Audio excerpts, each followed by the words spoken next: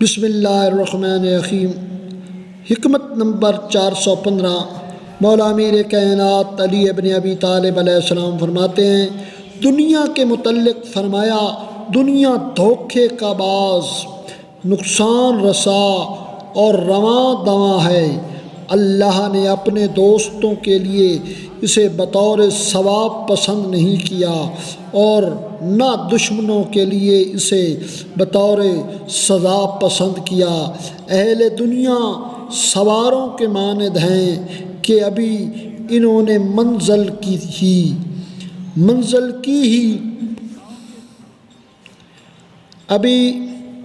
منزل کی ہی تھی کہ ہانکنے والے نے انہیں للکارا اور یہ چل دیے۔